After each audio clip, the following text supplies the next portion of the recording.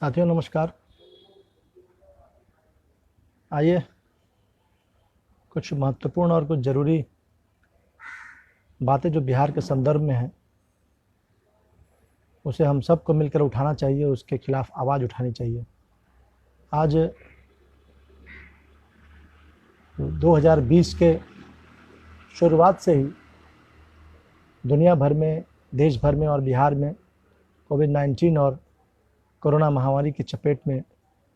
पूरा समाज आ गया है। और जब कोरोना और कोविड की लड़ाई लगातार जारी है, देख रहे हैं कि लगातार चाहे बिहार में हो चाहे देश में हो, कोरोना संक्रमण की लोगों की संख्या बढ़ती ही जा रही है। उस बीच चाहे केंद्र में या राज्य में, दोनों ही जगहों पर सत्तासीन भारतीय जनता पार्टी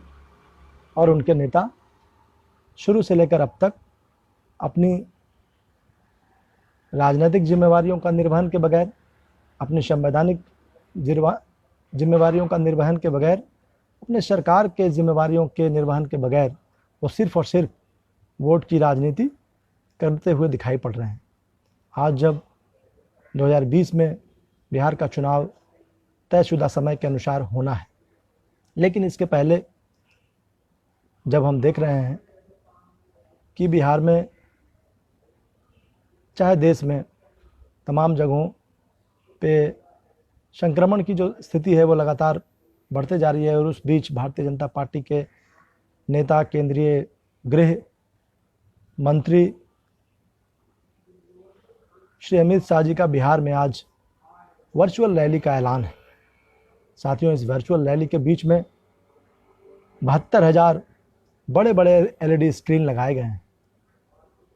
यही भारतीय जनता पार्टी के नेता जो बिहार में उप मुख्यमंत्री के तौर पर विराजमान हैं, श्रीमान सुशील कुमार मोदी जी ने जब प्रवासी मजदूरों को बिहार लाने की बात हो रही थी, तो उस दरमियान इन्होंने कहा कि सरकार के पास साधन और संसाधन इतना नहीं है कि प्रवासी मजदूरों को बाहर से प्रदेश के तक लाने का खर्चा उठाया जाए। इसी भारतीय जनता पार्टी के पास आज की तारीख में इतना साधन और संसाधन है कि तमाम जगहों पे वो 72,000 एलईडी बड़े स्क्रीन्स लगाए हैं। आज भारतीय जनता पार्टी से एक युवा होने के नाते, बिहार प्रदेश युवा कांग्रेस के एक पदाधिकारी होने के नाते मैं सवाल करना चाहता हूं कि साथियों, आपको भी सवाल करना चाहिए कि उनको बताना चाहिए कि ये 72,000 जो स्क्रीन लगे हैं उसमें कितना खर्च आया है। क्या भारतीय जनता पार्टी या भारतीय जनता पार्टी की सरकारें इन महामारी के दरमियान, जब हमारे गरीब, जब मजदूर, हमारे भाई प्रदेश के दूसरे कोने में, राज्य के दूसरे कोने में और देश के दूसरे कोने में मर रहे थे, तब उन्होंने क्यों नहीं इतना ज़रूरी समझा कि उनको भी किसी तरह की साधन और संसाधन मुहैया कराए, उनको भी किसी तरह की गाड़ियाँ मुहैया कराए, किसी तरह का उनको राहत मुहैया कराया जाए और उनको अपने घरों तक पहुँचाया जाए, उनके लिए खाने पीने का बंदोबस्त किया जाए। तमाम चीज़ें नहीं किया गया। आपने खबरों में देखा होगा, परसों बोधगया में एक दुकानदार आर्थिक तंगी से बेहाल होकर उन्होंने अपने मार्केट के ऊपर जो एक पाइप लगी थी, उस पाइप से लटक कर फांसी लगाकर जान दे दी। कई मजदूर ट्रेनों में लगातार भूख के कारण, प्यास के कारण उनकी जान चली गई, लेकिन भारतीय जनता पार्टी और जनता दल यू की जो बिहार की सरकार है वो उनको जीने के साधन देने के बजाय चुनाव की तैयारी में लग गई है। केंद्र की सरकार, प्रधानमंत्री नरेंद्र मोदी जी ने कहा कि लोग आत्मनिर्भर बने।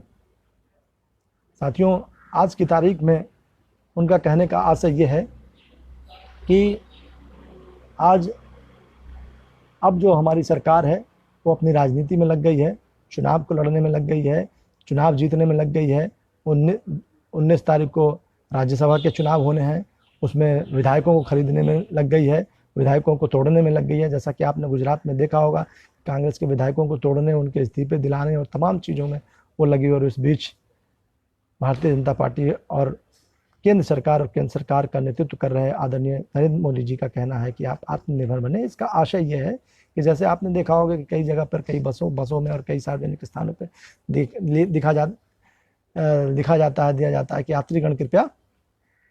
अपने सामान की रक्षा स्वयं करें। इसका मतलब ये है कि आप अपने जान की रक्षा, आप अपने माल की रक्षा स्वयं करें, और ये जो सरकारों में बैठे हुए लोग हैं वो अपनी सरकार की रक्षा करेंगे, वो अपने चुनाव की रक्षा करेंगे, वो अपने आने वाली सरकारों की जीत सुनिश्चित करने के लिए प्रयास करेंगे। तो आज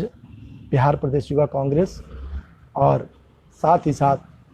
राष्ट्रीय वैश्य महासभा, जो बिहार की एक वैश्य और व्यवसायियों की सबसे बड़ा संगठन के रूप में काम करती है, उन्होंने भी, हमारे लोगों ने भी, सब लोगों ने आज बिहार में काला दिवस के रूप में जो है उन्होंने आज मनाने का काम किया है और कर रहे हैं। हम सभी भारतीय जनता पार्टी, श्री अमित शाह, श्रीमान नरेंद्र मोदी जी, बिहार कांग्रेस और केंद्र की सरकार की इस चुनावी जो मिजाज है उसकी तीखी आलोचना करते हैं, भर्त्सना करते हैं, और हम उनको अपनी जिम्मेदारियों का निर्वहन करने के लिए उन्हें याद दिलाना चाहते हैं। आज देश के भीतर लोकतंत्र और संविधान और कहते हैं कि मानव अधिकार नाम की कोई चीज़ नहीं रह गई है। हमने अभी, आप सब ने जाना होगा कि एक वरिष्ठ पत्रकार हैं देश के, विनोद दुआ, उनके ऊपर भारतीय जनता पार्टी के एक राष्ट्रीय प्रवक्ता ने पुलिस में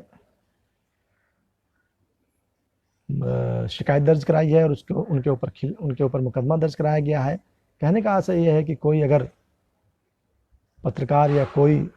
नेता या कोई भी इस तरह के सार्वजनिक क्षेत्र में रहने वाले कोई शख्सियत अगर सरकार के खिलाफ सवाल खड़े करते हैं, सरकार की नीतियों की आलोचना करते हैं, तो उनके मुंह को बंद करने का तमाम प्रयास किया जा रहा है। विनोद दुआ एक बड़े पत्रकार रहे हैं, लंबा उनका पत्रकारिता का अनुभव रहा है और आज तक उन्होंने एक जनपक्षीय पत्रकारिता की है। आपने आमतौर पे देखा होगा कि जो आमतौर पे जो टेलीविज़न मीडिया है या जो दूसरे मेन स्ट्रीम मीडिया है, उसको किस तरीके से सरकार ने अपना एक तरीके से उन्होंने सरकार का प्रवक्ता नहीं कर सकते हैं, लेकिन सरकारी जो है वो भोंपू बनने का काम कर रहे हैं। सरकारी तौर पे वो सरकार के एजेंडे को लागू करने, सरकार के प्रचार में लगे हुए हैं, और दूसरी तरफ जब कोई सोशल मीडिया या मेन स्ट्रीम मीडिया से अलग जो वैकल्पिक मीडिया है उसके ऊपर कोई अपनी बात को रख रहे हैं, उनको ये डराने धमकाने की कोशिश है। तो ये तमाम जो प्रयास हैं, चाहे केंद्र की सरकार, चाहे राज्य की सरकार, भारतीय जनता पार्टी की सरकार, जनता दल यू की सरकार, नीतीश कुमार, सुशील कुमार मोदी जी और अमित शाह जी और प्रधानमंत्री नरेंद्र मोदी जी, इन तमाम लोगों ने आज जनता के से कोरोना की जो लड़ाई है उससे अपना हाथ मोड़ लिया है।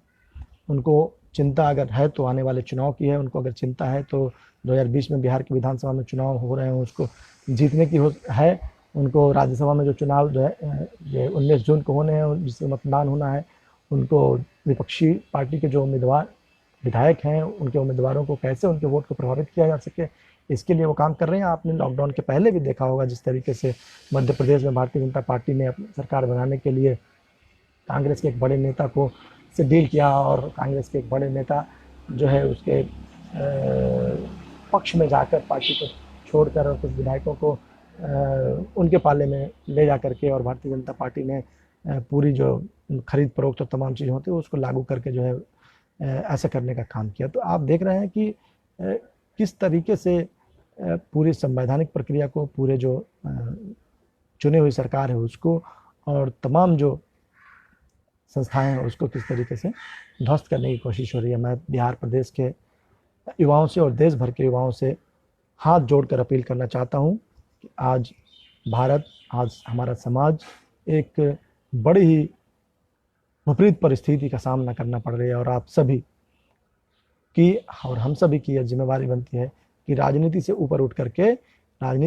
करके देश और समाज को बचाने के लिए इन जो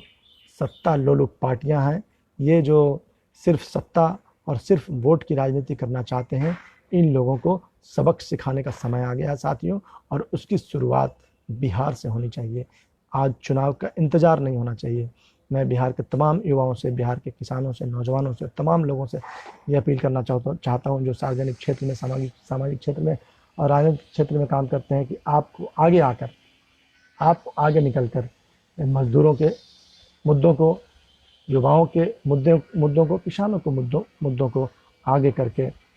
लड़ाई की शुरुआत करने की ज़रूरत है। आज देश भर में 12 करोड़ से ज़्यादा लोगों के बेरोजगार होने की स्थिति आ गई है। ये एक तरीके से रिपोर्ट्स आ चुके हैं कि 12 करोड़ लोग लगभग बेरोजगार हो चुके हैं, और बिहार, उत्तर प्रदेश में जो स्थिति है सबसे ज़्यादा ख़राब है और सबसे ज़्यादा भयावह है। चाहे वो मजदूरों की स्थिति है, केंद्र सरकार के जो सॉलिसिटर जनरल हैं और जो तमाम राज्य सरकारें हैं और तमाम जो सरकारी एजेंसियां हैं, उसने सुप्रीम कोर्ट में अभी जो सुनवाई हो रही थी उसमें भी उन्होंने कहा कि 80% सबसे ज़्यादा जो माइग्रेंट्स लेबर हैं और जो प्रवासी मजदूर हैं या जो प्रभावित लोग हैं इस पूरे कोरोना के संक्रमण काल के दौरान, वो 80% बिहार और उत्तर प्रदेश से हैं। तो आप समझिए कि बिहार के और उत्तर प्रदेश की स्थिति कितनी खराब हो गई है। तो बिहार और उत्तर प्रदेश की स्थिति खराब हो गई है, और उस खराब स्थिति को सुधारने के लिए राज्य की सरकारें जब पहल नहीं कर रही है, तो ये पहल करना पड़ेगा आम आवाम को, आम युवाओं को, आम जनता को। इसलिए आप दल से ऊपर उठकर, दल की भावना से ऊपर उठकर जनता को और बिहार को बचाने के लिए आगे आएँ और इन सरकारों से सवाल करें, इन सरकारों को करारा जवाब दें साथियों। धन्यवाद। जय हिंद,